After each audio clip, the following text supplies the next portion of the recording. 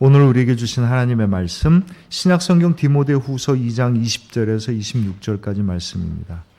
큰 집에는 금그릇과 은그릇뿐 아니라 나무그릇과 질그릇도 있어 귀하게 쓰는 것도 있고 천하게 쓰는 것도 있나니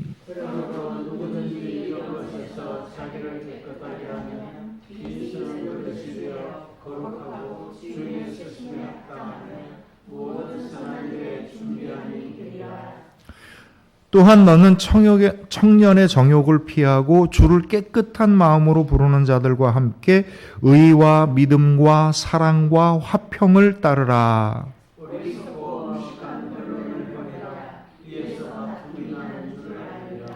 주의 종은 마땅히 다투지 아니하고 모든 사람에 대하여 온유하며 가르치기를 잘하며 참으며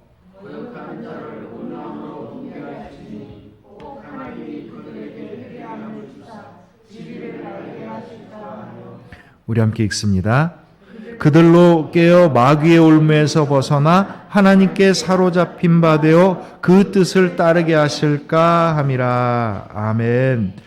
우리를 새롭게 하시는 하나님의 은혜와 평강이 오늘 이 자리에 모여있는 여러분들과 여러분들의 가정 위에 그리고 우리 생명나무 공동체 모든 가정들 위에 충만하시기를 주님의 이름으로 축원합니다. 네, 감사합니다. 우리가 신앙을 마음이라고 생각합니다. 그러니까 마음으로 믿는다고 이야기를 해요. 맞죠? 마음으로부터 시작합니다. 마음은 중심이고요. 시작입니다. 그런데 신앙은요, 마음으로 시작을 해서 우리의 생각을 바꾸고 우리의 삶을 바꿉니다. 여기까지 갔을 때 우리는 이것을 온전한 신앙이라고 부르는 겁니다. 마음으로 시작해서 생각을 바꾸고 삶을 바꾸는 것, 이게 신앙입니다.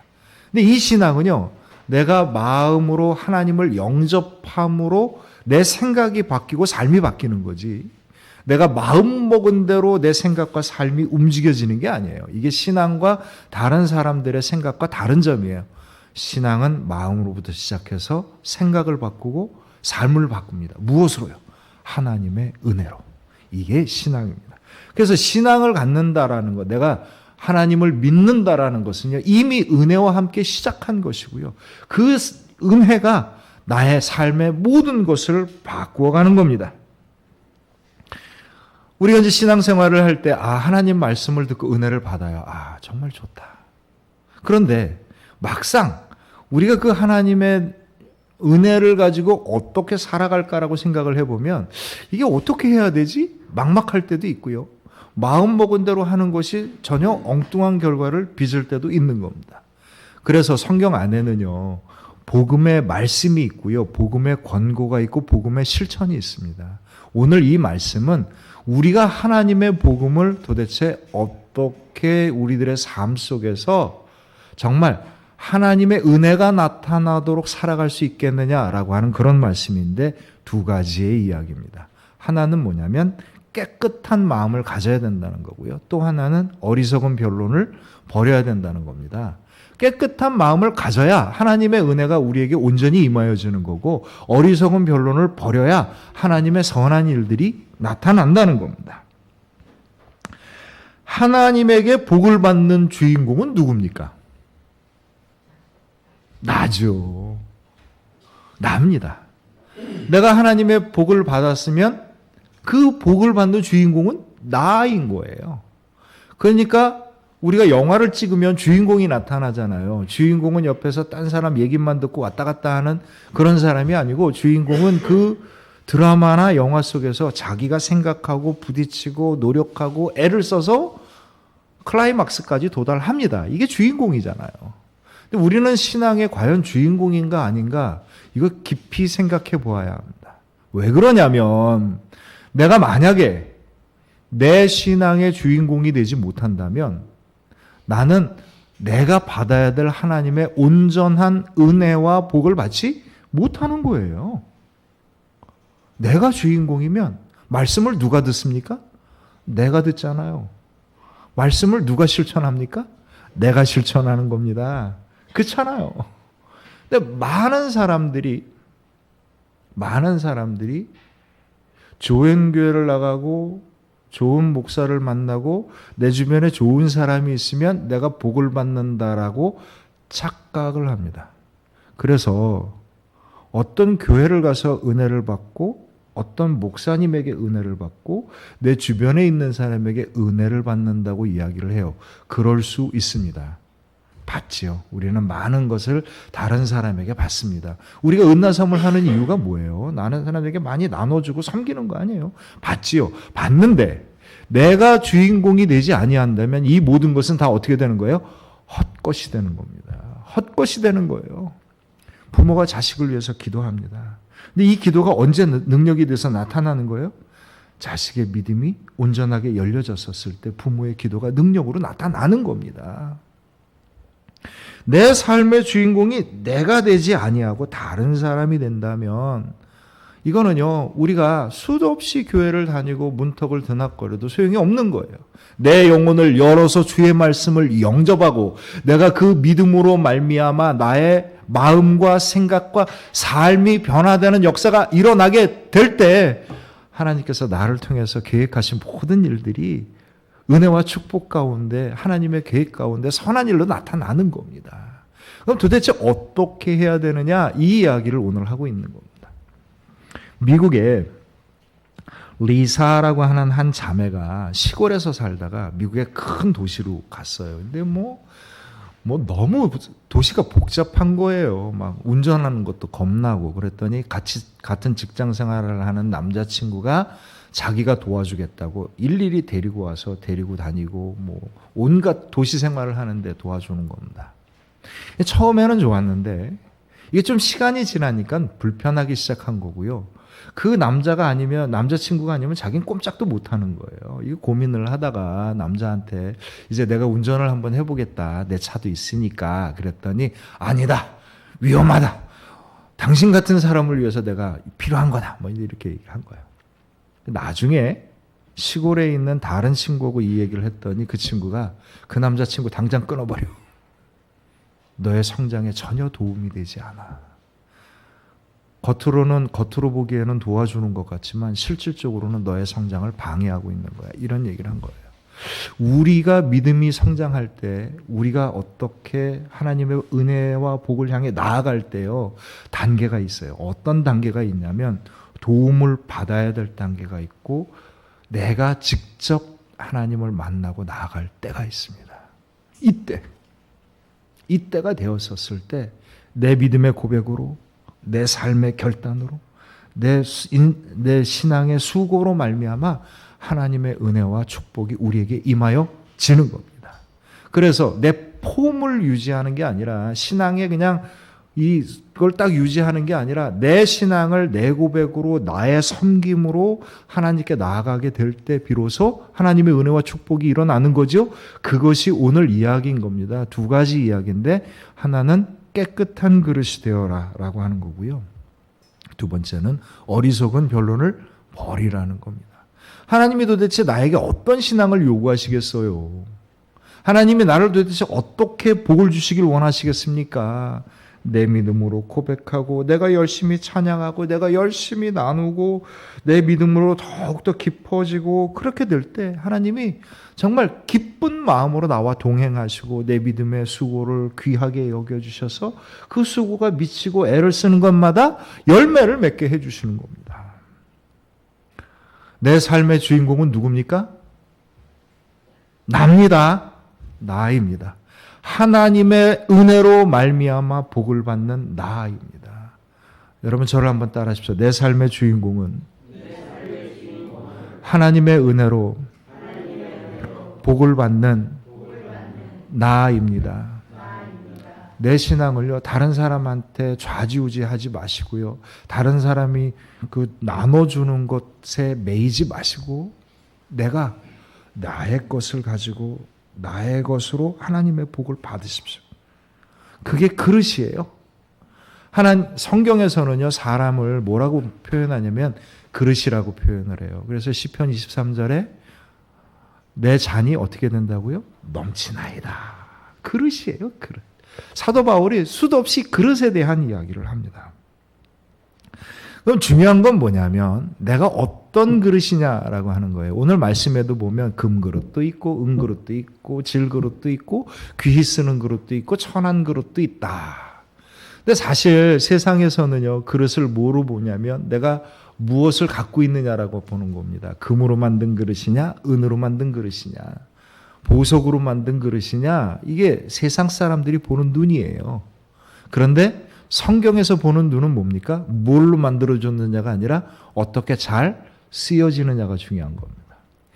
탈무드에 보면 이런 얘기가 있어요. 옛날에 로마 황제가 유대인 랍비하고 굉장히 친한 친구였어요. 근데 이제 그 유대인 랍비가 로마 황제 왕궁에 가서 이렇게 지내기도 하고 그러는데, 한 번은 그 황제의 딸이었던 공주가 랍비하고 이제 어렸을 때부터 봤으니까 막 웃으면서 참 이상하네요. 왜요? 그랬더니 랍비가 왜요? 물어봤더니 공주가 아니 하나님도 참 재밌으신 분이에요. 당신이 갖고 있는 그 놀라운 지혜로운 이야기를 어떻게 이렇게 흉악한 그릇에다 담아 놓으셨는지 모르겠습니다. 얼굴이 못생겼거든요. 외모가 아주 초라하고요. 그런 겁니다. 일단 이제 우리 또 사람은 또 받은 대로 돌려줘야 되지 않겠습니까? 그래서 랍비가 공주님 제가 물어볼게요. 황제가 마시는 와인, 포도주는 어떤 그릇에 담겨 있나요? 그랬더니 그거 다 도자기에 담겨 있죠. 질그릇에 담겨 있죠. 말이 안 되지 않습니까? 황제가 마시는 귀한 술인데 금그릇의 병에다가 옮기셔야 합니다. 그게 맞지 않겠어요? 그랬더니 공주가 얘기를 딱 듣고 그도 그렇겠다. 그래서 포도주를 다 금으로 만든 병에다 옮겼어요.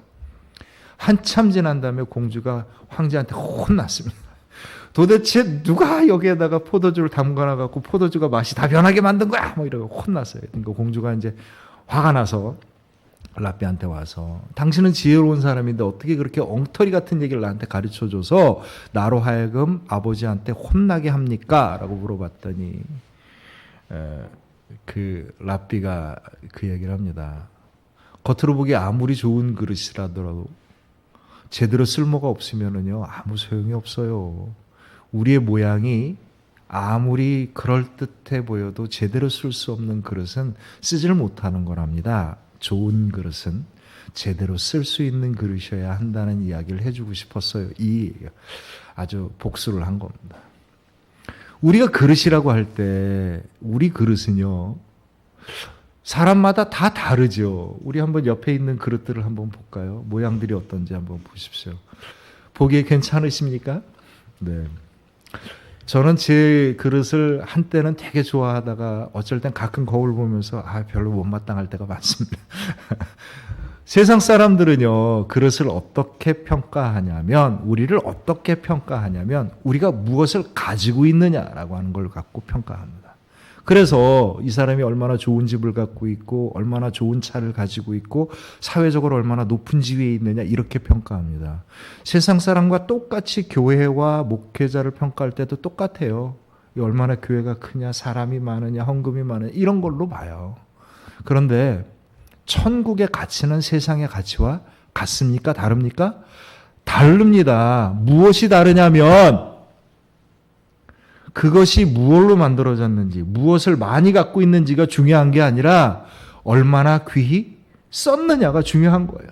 얼마나 주님의 사랑으로 주님이 우리에게 주신 그 은혜를 가지고 귀하게 쓸 수 있었느냐가 중요한 겁니다. 그래서 오늘도 사도 바울이 이야기를 할 때 뭐라고 이야기하냐면 20절, 21절을 보면 큰 집에는 금그릇과 은그릇뿐 아니라 나무그릇과 질그릇도 있어 귀하게 쓰는 것도 있고 천하게 쓰는 것도 있나니 21절에 그러므로 누구든지 이런 것에서 자기를 깨끗하게 하면 귀히 쓰는 그릇이 되어 거룩하고 주인의 쓰심에 합당하며 모든 선한 일에 준비함이 되리라. 아멘.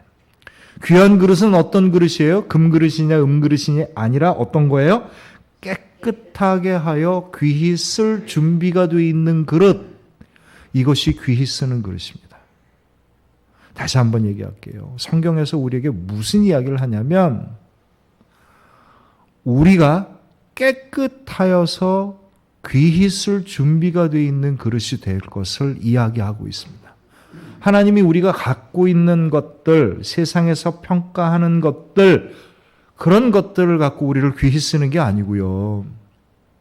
돈이 많고 힘이 많고 높은 지위에 있다고 귀히 쓰는 게 아니고요.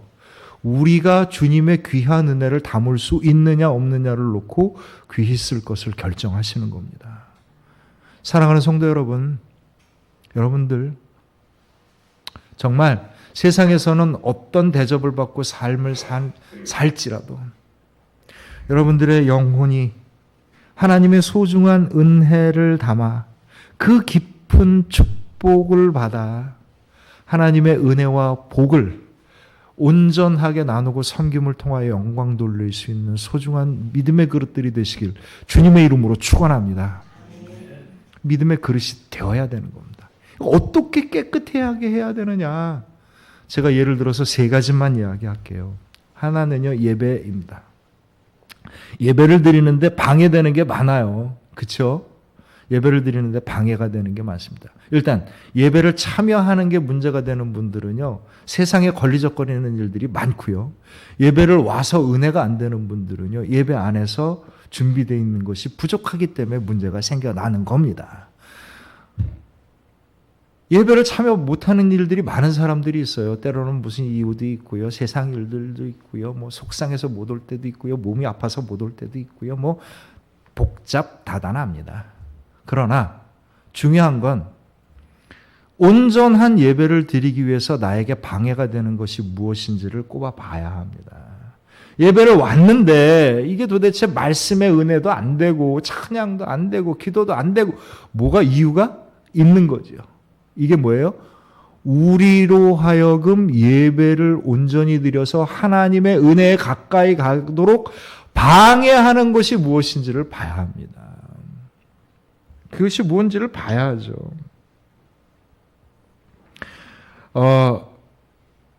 사람마다 다 다릅니다.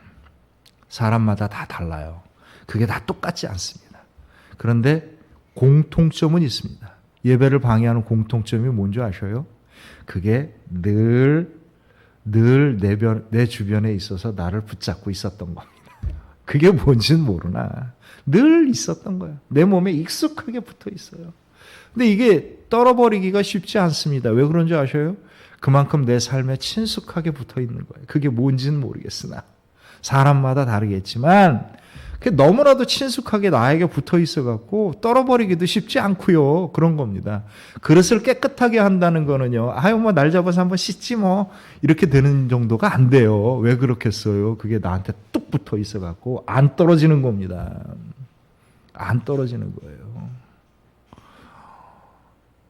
이 사람의 때도요. 목욕 안 하고 오랫동안 쌓아두면 이게 살처럼 붙어가지고요. 잘 안 떨어집니다.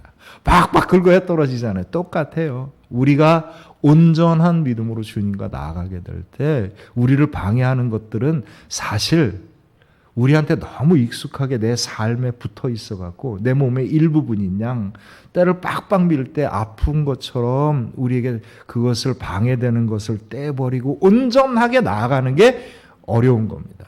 그래서 깨끗하게 한다는 거는요. 여러분 분명하셔야 돼요. 그냥 대충 한다고 되는 일이 아니고요. 분명하셔야 이게 가능합니다. 그때 항상 여러분 내 그릇을 깨끗하게 할 때 우리는 항상 이런 고백으로 나아가야 됩니다. 주님께서 더 선하고 귀한 곳으로 나를 채워주시리라. 이걸 믿고 나가는 겁니다. 그럴 때 내가 그걸 할 수 있지요. 그냥 할 수 있는 일은 아닙니다. 두 번째 이야기는요. 말씀대로 살겠다고 다 은혜를 받았는데 꼭 방해되는 게 있어요. 그게 왜 방해가 되냐면 당연한 거예요. 왜 당연한 거냐면 말씀대로 안 살았잖아요. 살라고 하니까 문제가 되는 겁니다. 걸리는 게 많은 거예요. 우리가 하나님의 은혜의 세계로 나아간다는 것은 우리들의 익숙한 삶에서 점점점 하나님이 기뻐하시는 삶으로 바뀌어가는 거잖아요. 익숙지 않은 겁니다. 익숙지 않기 때문에 결심을 하는 순간부터 뭐가 생기는 거예요? 방해가 생기는 겁니다. 당연하죠. 사람마다 다릅니다. 어떤 사람은 성격이 강한 게 방해가 될 수 있고요. 어떤 사람은 자존심이 강한 게 방해가 될 수도 있고요. 어떤 사람은 내가 하고 싶은 게 너무 많아갖고 하나님의 요구하시는 삶에 집중을 못하는 것도 이유가 될 수 있습니다. 사람마다 똑같지 않지요. 그런데 공통점이 있습니다. 그 공통점이 뭔지 아셔요? 여태까지 그렇게 살아왔던 겁니다.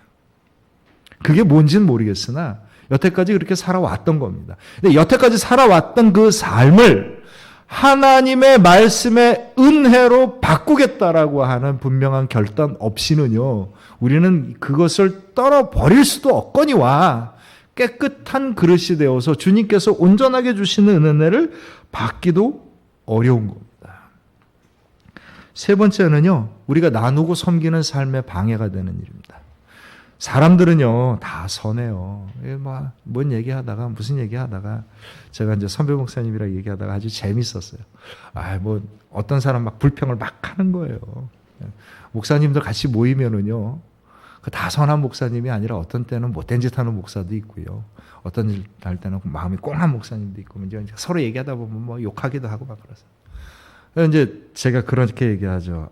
형, 그 목사님 참 마음이 착한 사람인데 왜 그런지 모르겠어. 그랬더니 그 선배 목사님이 하는 말이 있습니다. 사람은 다 착해. 안 착한 사람이 없어. 근데 그 착한 대로 살기가 힘들어서 그렇지. 맞습니다. 우리들의 믿음이요.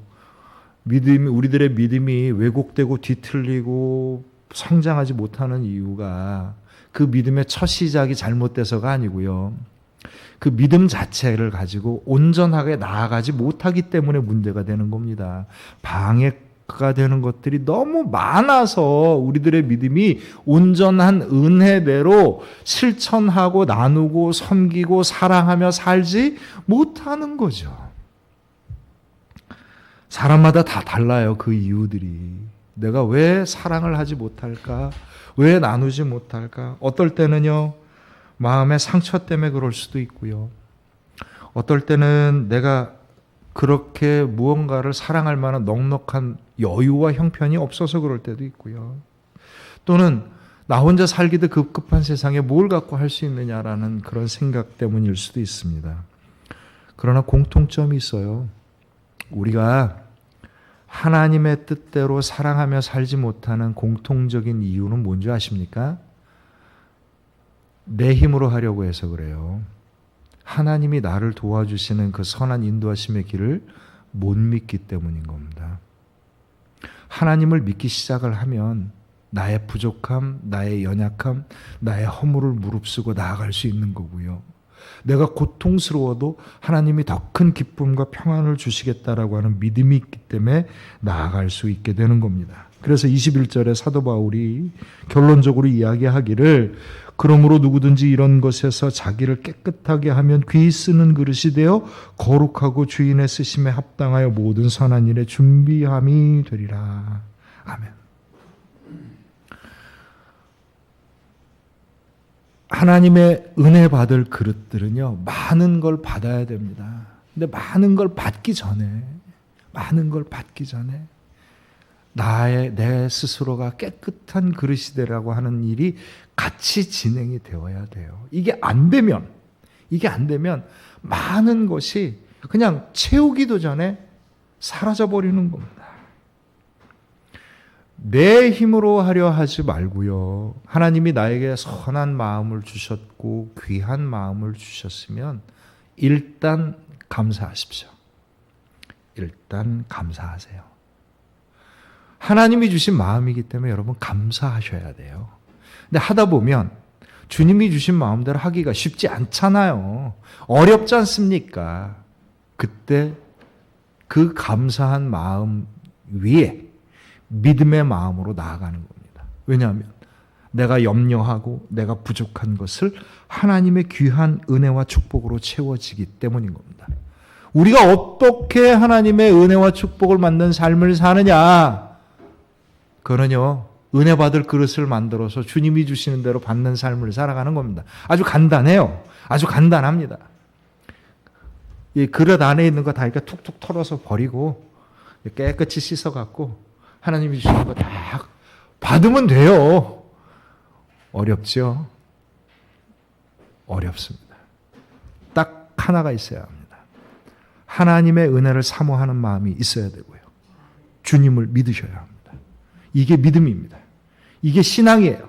신앙은요, 내가 원하는 걸 하나님이 뚝딱뚝딱 주실 것이다라고 하는 도깨비 방망이가 아니고요. 신앙은요, 하나님이 나를 향하여서 계획해 놓으신 그 선함을 믿고 내 삶을 주님께 순종함으로 말미암아 하나님의 은혜와 능력이 내 가운데 임재하고 가득 차는 것을 경험하는 겁니다. 이게 신앙이에요. 신앙 생활을 하실 때 내 그릇에 채워지는 하나님의 놀라운 은혜와 축복과 그 능력을 경험할 수 있는 복된 믿음이 되시길 주님의 이름으로 축원합니다. 신앙은요, 정해진 스케줄에 따라 지키는 게 아니라 나와 함께하는 하나님을 경험하는 겁니다. 그 경험하기 위해서 내 믿음의 그릇들을 만들어가는 것 중요하고요. 오늘부터 한번 내 믿음에 방해가 되는 것들을 한번 쭉 한번 살펴보십시오. 내 마음은 먹었으나 안 되는 부분들이 있어요. 거기에는 뭐 상처받은 것도 있고 내 현실이 좀 힘든 것도 있고 여러 가지들도 많이 있겠지요. 다 한번 꼽아 보십시오. 그리고 그 모든 것을 주님께 맡기십시오. 주님께 맡기셔요. 주님께서 우리 보고 왜 그릇을 깨끗이 비우라고 하셨겠어요? 너 열심히 비우면 내가 채워주리라라고 하는 것도 있겠지만 그 모든 삶의 여정 가운데 함께 하셔요. 마치 굳은 딱지가 살처럼 된 것들이 떨어지는 그 고통 가운데서도 주님은 나와 함께 하셔서 나에게 힘을 주시고 나를 온전하게 세워주실 줄로 믿습니다. 이 믿음으로 나아가십시오. 첫 번째 이야기가 너무 길어져 갖고 두 번째 이야기는 짧게 할게요. 짧게 합니다. 다투지 말아라. 다투지 말아라. 어리석은 변론을 그쳐라. 이 모든 다툼은요, 어디서 생겨나는 거냐면 누가 옳으냐 그르냐 갖고 머리 터지게 싸우는 거. 옳으냐 그르냐를 따지는 거죠. 이게 다툼이에요. 뭐 다들 네가 잘못했네, 내가 잘못했네, 뭐 이러고 싸우는 거 아니겠습니까? 옳고 그름을 가린다는 것은요 중요합니다. 그리고 그리스도인들은요 옳고 그름이 분명해야 합니다. 하나님은 옳고 그름을 따지지 말라고 이야기하신 적이 한 번도 없습니다. 오히려 우리 한번 변론해보자, 한번 와봐라, 우리 한번 따져보자, 이 얘기를 분명하게 하시거든요. 그런데 문제가 되는 건 뭐냐면 옳고 그름을 따지기 시작하면서부터 나오는 결론은 대부분 이렇습니다. 잘못한 쪽은 벌을 받아야 된다, 이겁니다. 그러다 보니까 이 옳고 그름을 다툴 때는요, 이게 옳고 그름만 다투는 게 아니라 상대방을 벌 주기 위해서, 상대방을 파괴하기 위해서 싸우는 경우가 종종 있는 거고요. 옳고 그름을 할 때 자기도 공정하게 자기 잘못 이야기하고 뭐 이렇게 가야 되는데 자기 잘못은 쓱 덮어버리고 남의 잘못만 이야기하고 싸우다가 서로 똑같은 꼴이 되는 경우가 허다합니다. 결론부터 이야기를 하면 옳고 그름이 있을 때 우리는 분명 옳고 그름을 따져서 옳은 길을 가야 하나 하나님의 선한 결과를 위해서 가야 하는 겁니다. 다른 말로 이야기하면 예수님께서 이 땅에 오셨어요. 이 땅에 옳고 그름이 분명한 것을 선포하셨지요. 그런데 어떻게 하셨습니까? 그릇된 길에 있는 사람들을 버리기 위해서 오셨어요? 벌하기 위해서 오셨습니까? 아닙니다. 옳고 그름을 바로잡아 모든 사람이 옳은 길의 구원을 얻게 하기 위해서 오셨습니다. 이게 복음입니다. 우리가 옳고 그름을 따질 때 여러분 꼭 기억하십시오. 우리는 복음으로 살아가는 사람들이에요. 옳고 그름을 따져서 잘못된 걸 벌하기 위해서가 아니라 잘못된 것을 온전하게 하여 하나님의 구원이 모든 사람에게 이르게 하기 위하여 뭘 따지는 거예요? 옳고 그름을 따지는 겁니다. 옳고 그름을 따지는 이유는 하나님의 선한 결론을 위해서입니다. 하나님의 구원을 위하여 우리는 잘못된 것을 바로잡습니다. 이게 그리스도인입니다. 우리 그리스도인들은 항상 그래서 옳고 그름을 따질 때 잘못된 것을 온전히 바로잡기 위한 마음으로 시작을 하는 거고요. 그릇된 사람들을 어떤 마음으로 바라보는 겁니까? 너 잘못했어. 너 문제야. 네가 어떻게 이럴 수가 있어. 라는 이야기를 하는 게 아니고요.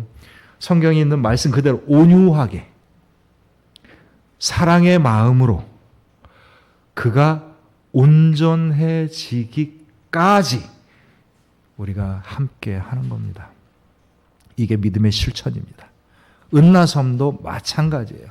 우리가 줄 만한 사람에게 주는 게 아니고 나에게 내가 만나는 사람에게 주는 겁니다.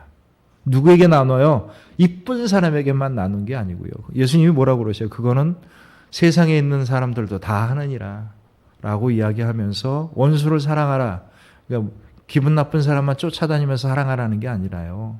우리 주변에 만나는 사람들이 다 왼수죠. 뭐 왼수를 사랑하라는 건 내가 만나는 모든 일을 사랑하는 겁니다. 나하고 깊은 관계를 가진 사람일수록 더 원수가 되기 쉬운데 그들을 더 사랑하는 거예요. 왜냐하면 잘잘못을 넘어서는 하나님의 은혜가 우리 가운데 있기 때문입니다. 우리가 옳고 그름을 따질 때 옳은 길을 목숨을 걸고 옳은 길을 지키는 이유가 뭔지 아십니까? 하나님의 능력이 나와 함께하기 때문입니다. 정의로우신 하나님이 정의를 세우시기 때문이죠. 우리가 우리에게 허물 많고 우리에게 문제가 있는 그 사람들을 관대하고 온유한 마음으로 사랑하며 나누고 섬기는 마음을 갖는 까닭이 무엇인지 압니까? 우리가 가지고 있는 것이 많아서가 아니라 내 마음에 여유가 넘쳐서가 아니라 내가 사랑이 가득한 거룩한 사람이어서가 아니라 하나님의 은혜가 나에게 충만하기 때문입니다. 언제 이 은혜가 나타나겠습니까? 언제 이 은혜가, 이 능력이 나타나겠어요? 언제 이 축복이 나타나겠어요? 나에게 옳은 길을 지켜야 될 때 옳은 길을 지키는 사람에게, 잘못된 사람들에게 너그러운 마음을 가져야만 될 그때에 하나님께서 내 마음을 풍요롭게 하셔서 사랑으로 충만하게 하여 주시고 하나님이 부족하고 연약한 우리들을 충만케 하사 능히 나누고 섬김을 통하여서 변화되는 놀라운 역사를 일으켜 주시기 때문입니다. 우리가 어리석은 변론을 벌이고 다툼을 하지 아니하는 이유는 하나님의 은혜를 믿고 있기 때문입니다. 오늘날 우리가 그리스도인들과 교회에서 수없이 많은 다툼이 일어납니다. 속상해요. 속상합니다. 하나님의 은혜를 간구하는 자들의 모습이 아닐 때가 너무 많습니다. 한 손으로 태양을 가리듯 거짓말하고 변명하고 고집 부리고 또 잘못한 사람 그냥 벌 주겠다고 길길이 날뛰고 그래서 싸움 붙으면은 그냥 죽어라고 싸우다가 세상 법정으로 가고. 사랑하는 성도 여러분, 이 모든 걸 해결할 수 있는 건 딱 하나예요. 하나님의 은혜가 우리들의 연약하고 악한 마음을 선하게 바꾸사 하나님의 은혜가 우리들의 삶 가운데 은혜와 축복으로 넘치사 하나님의 은혜의 힘으로 우리가 행복하게 살아가는 길인 겁니다. 주님의 은혜와 축복은요, 주문한다고 오는 배달 음식이 아닙니다. 주님의 은혜와 축복은 하나님의 인도하심에 순종하는 믿음 가운데 주께서 주시는 은혜의 선물인 겁니다. 하나님의 은혜와 축복이 충만하게 넘치는 저와 여러분들의 복된 믿음이 되시길 주님의 이름으로 축원합니다. 기도합니다.